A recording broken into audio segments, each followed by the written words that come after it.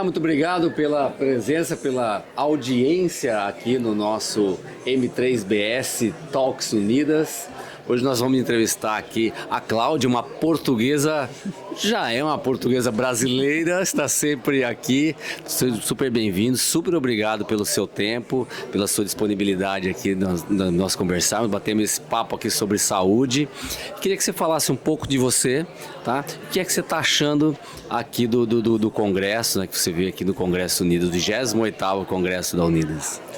Então, como o Scarava falou, não é a minha primeira vez aqui, não é o meu primeiro congresso, e eu acho que está ao nível que a Unidas já nos habituou. É um grande congresso. Eu sinto que tem conteúdo ótimo e muito negócio acontecendo. Parece ser uma coisa bastante importante aqui para o setor.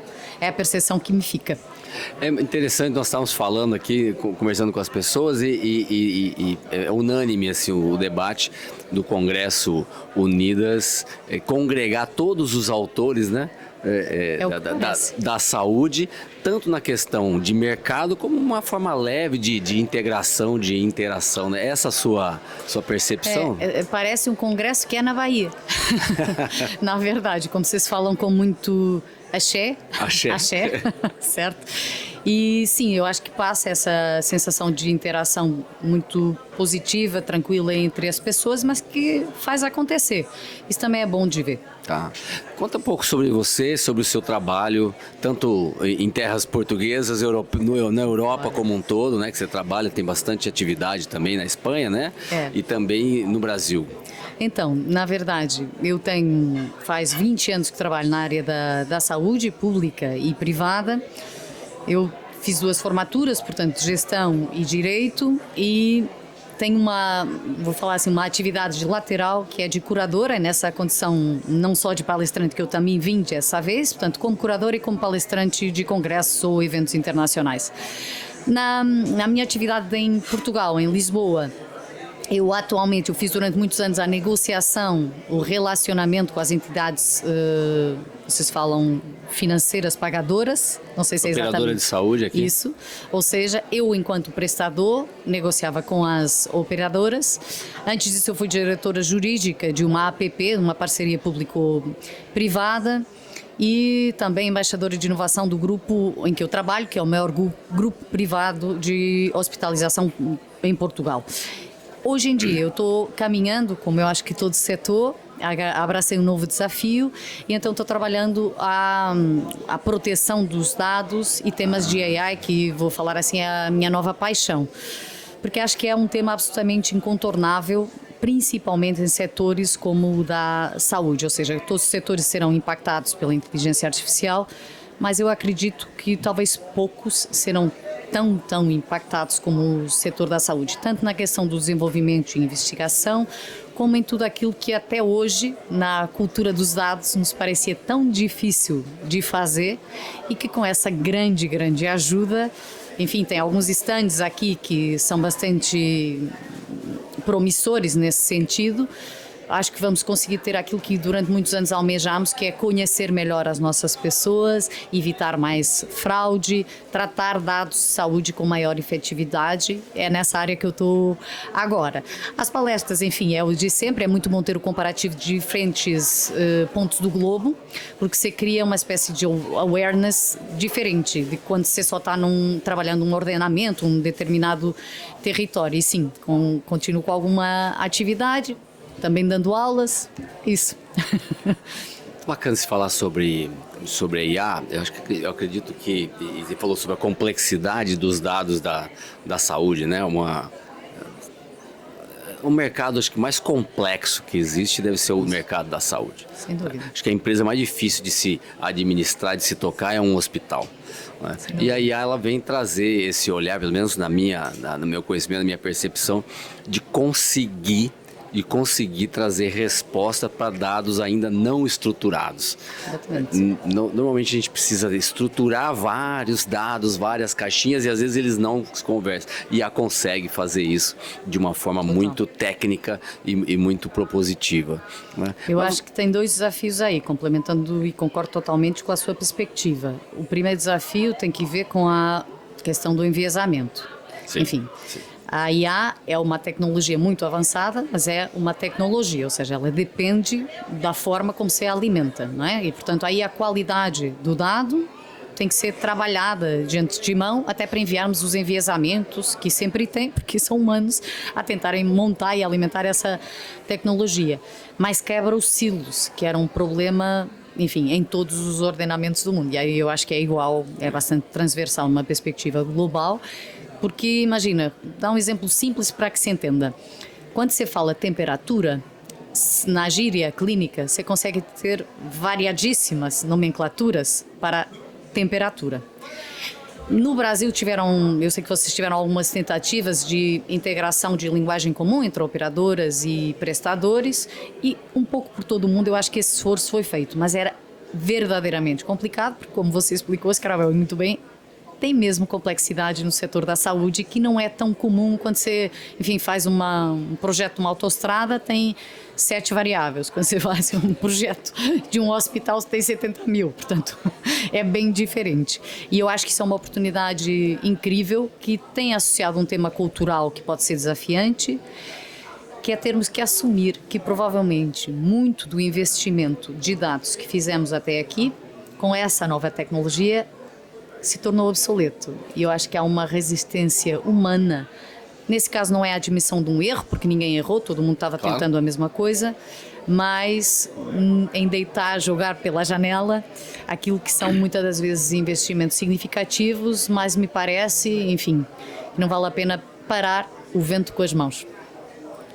É muito legal essa frase, né? Parar o vento com as mãos. Bacana. Mas você também veio aqui falar de longevidade, né? Hoje o Brasil passa por esse momento, faz sempre um comparativo, né? Hoje é o país que mais rápido envelhece no mundo. O Brasil é um top 3 que mais envelhece. E quando a gente olha para a Europa, que é um país que soube envelhecer, né? Enriqueceu para envelhecer, levou 60 anos, o que nós estamos fazendo em 20, né? E nós não enriquecemos. Quais são as lições, as histórias e a contribuição que você pode nos trazer, assim, o seu trabalho, o seu grupo de Portugal, que é um exemplo de cuidado, né, da longevidade, é um exemplo de olhar para a longevidade, e no Brasil que nós não temos ainda. Ontem conversávamos sobre isso, nós não olhamos para o crônico, nós não olhamos para o idoso, nós não olhamos para a priorização, para a carga de doença. Quais são essas lições, esse trabalho e até mesmo o que você pode trazer para a gente? Porque eu acho assim 2 coisas logo de início. O que você falou agora no final é absolutamente verdade. Nós ainda continuamos formando, quiçá, as pessoas mais para tratar de bebê do que para tratar de idoso. Quando a pirâmide está exatamente ao contrário. Então tem que mudar desde logo na formação. Mas dizer também 2 coisas. Portugal não é, ainda assim, é um dos países mais envelhecidos do mundo, para vocês terem uma noção. Coreia, Japão, Itália, Grécia e Portugal, em 2050 terão mais de 33% da sua população com mais de 65, o que é um grande desafio, mesmo para países que têm uma renda um pouco mais alta. É difícil, porque para lá da questão da sustentabilidade financeira, você tem outros temas, como, por exemplo, a falta de pessoas, de cuidadores formais e o alívio dos cuidadores informais, que é um aspecto também muito importante, que eu acho que, fazendo a ponte aqui para o Brasil, tem bastante relevância. Na vossa Constituição, vocês colocam o ônus, se é que eu posso dizer assim, a responsabilização até da família face ao idoso. Isso é bastante diferente do que nós vemos lá no sentido previdencial, ou seja, o Estado de Previdência, na maioria dos países europeus, assume essa responsabilidade e não a imputa tanto numa lógica familiar. O Brasil é o maior investidor privado da saúde, né? É o país que mais investe dinheiro do bolso na saúde, ao contrário de outros países que o maior investimento é do Estado. É do Estado, sem dúvida. E lá essa é, sem dúvida, a métrica. Mas, olhando para boas práticas, como você falou, Scarabel, o que eu vejo é, sem dúvida, o país que dá cartas e métricas importantes, até porque vai à frente, envelheceu primeiro e tem a população do mundo mais longeva, é o Japão. Claro que o Japão investe 2,9, se eu não estou em erro, isso são dados de 2022, do seu PIB na lógica de previdência. Eu vou falar previdência porque esses temas são um pouco complexos, mas o Japão o que estabeleceu foi o Kaigo Okan, que é basicamente o programa deles para a longevidade, para o envelhecer saudável, e tem uma série de serviços de catálogo que vão, vamos dizer assim, desde o cuidado básico pessoal, ao cuidado domiciliário, ao cuidado institucionalizado. Eu descrevi 3 níveis de gravidade, ou seja, o cuidado básico pessoal é a pessoa precisa de ajuda para tomar banho, mas ainda está funcional, tem a sua mobilidade, cognitivamente está bem, tranquila. Quando você fala do cuidado domiciliário é porque já há uma série de outras coisas que ela de facto não consegue fazer e pressupõe a existência de cuidado clínico, em sentido domiciliar, ainda que seja na casa da própria pessoa. O institucionalizado é quando realmente a pessoa já não está dando conta e precisa de estar internado, vamos falar assim. Eles criaram uma linha de financiamento autônomo, ou seja, eles não vão buscar a conta geral da sinistralidade em saúde, aquilo que deve custear uma coisa cujo encargo é altamente pesado, ou seja, não é possível. Aí, como vocês têm uma expressão ótima para isso, que é, aí a conta não fecha mesmo.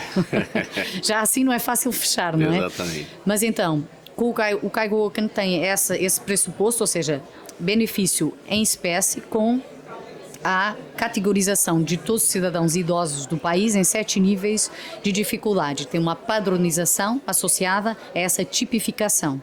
O mérito que o Japão teve foi de, por um lado, criar preventivamente uma linha de financiamento em que há um contributo de imposto, mas também um contributo da própria pessoa com mais de 40 anos, e aqui tem 2 níveis, mas não vou entrar em pormenor para não maçar vocês, e no fundo reconhecer também o cuidado e ajudar a institucionalizar, acho que é melhor a palavra, essa lógica de que tem vários níveis de cuidados e que todos eles são úteis. Em cima disso, e isso é um desafio geral no Japão, eles trouxeram a tecnologia ao serviço cidadão, the Internet of Things, a própria lógica de AI, ou seja, até no sentido de evitar declínios cognitivos.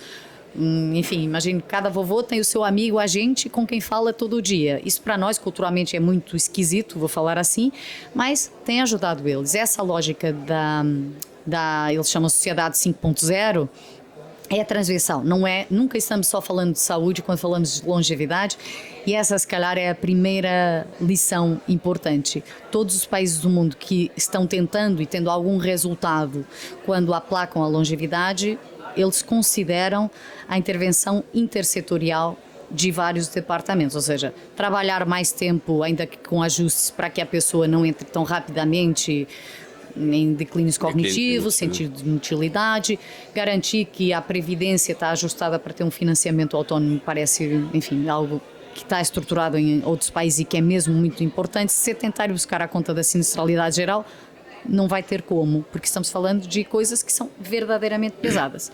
Como lições essenciais, eu diria 4 ou 5 coisas, quiçá 6, que é a primeira, e aqui é um tema geral para a saúde no Brasil, mas que impacta a longevidade, é a literacia das pessoas. Todo mundo sabe que se você tratar o problema antecipadamente, se tratar o hipertenso, se tratar o diabético, se tratar o obeso, você vai ter muito menos encargo e aquela pessoa vai ter muito melhor qualidade de vida, que é no fundo o nosso verdadeiro desafio. Nós conseguimos, é a maior conquista da humanidade, que as pessoas vivam mais, mas o que nós queremos é que elas vivam mais com qualidade. Com qualidade. Tem métricas específicas para isso, não é? O Whale. E depois, para além da literacia, que é junta com a questão preventiva, se tiver pessoas mais letradas, elas próprias são agentes da sua saúde e querem realmente trabalhar a prevenção. A seguir, e liga outra vez com o tema da inteligência artificial, é tratar de conhecer a sua população. Ou seja, nós hoje temos uma tecnologia que nos permite, de facto, categorizar as pessoas, entender os vários níveis de cuidado, seja ele psíquico, emocional, físico, clínico, cognitivo, esses 5, que antes era algo super complexo de fazer e que hoje em dia, com os wearables, com toda a ajuda que já temos, pode ser muito mais viável e mais fácil a um custo que seja já democrático. antes existia, mas quem sabe não estivesse ao nosso alcance. E depois, para lá disso, eu diria que ter muito, muito claro, e esse é um tema muito prevalente no Brasil, que quando gerimos uma população, nós temos que olhar a floresta e não a árvore. E o Brasil tem aqui um tema particular, que você conhece muito bem, certamente melhor do que eu, que é fazer essa gestão, muitas das vezes, olhando para o indivíduo em concreto, falando dos temas de intervenção jurídica, judicialização em questões de saúde, de cuidado, que eu acho que não ajuda a gestão como um todo, acaba entorpecendo um pouco o sistema. Enfim, acho que tentando fazer bem o básico, ou seja, ter boa literacia, melhorar a literacia, melhorar a prevenção, que é o mesmo que dizer a atenção primária, quebrar os silos, ou seja, a fragmentação que me parece muito marcada por aqui, entre os vários níveis de cuidados. Portugal trabalhou bastante nisso, mudou agora, fez uma reforma que está plena desde o início de 2024, em que os vários níveis de cuidados, entenda-se, atenção primária, hospitalário e cuidado continuado, estão integrados numa lógica de captação. A ULS, que é o nome que damos a essa nova estrutura, gere aquela população como um todo. Isso é para evitar o quê? O enviesamento, o incentivo perverso, em que esse não trata aqui e não quer saber. Temos que olhar para a pessoa como um todo, e eu acho que essas três coisas bem básicas, nós não somos o Japão, vocês também não temos tanto dinheiro para colocar na equação, então eu acho que é começar com o que temos, onde estamos e fazer o que sabemos que tem resultado bem feito, porque eu sinto que muitas das vezes estamos tentando controlar coisas que na verdade não controlamos, e quando você olha para as estatísticas, eu, enfim, me preparei para essa conferência e fiquei sabendo que tem 10% de pessoas bem tratadas a hipertensão arterial, mas o medicamento existe no rol, existe no SUS, então o que é que nos está faltando? Exatamente. Não é? Um pouco, eu acho que é um pouco por aí. Olha, muito bacana a sua fala, muito obrigado até pela sua fala, nos ensina muito e nos dá um norte, né, assim, do que os gestores devem olhar, devem estar fazendo. Cláudia, obrigado pela sua participação, obrigado pelo seu tempo, M3BS Talks Unidas agradece a sua presença, e obrigado a você que nos assistiu e nos ouviu até agora.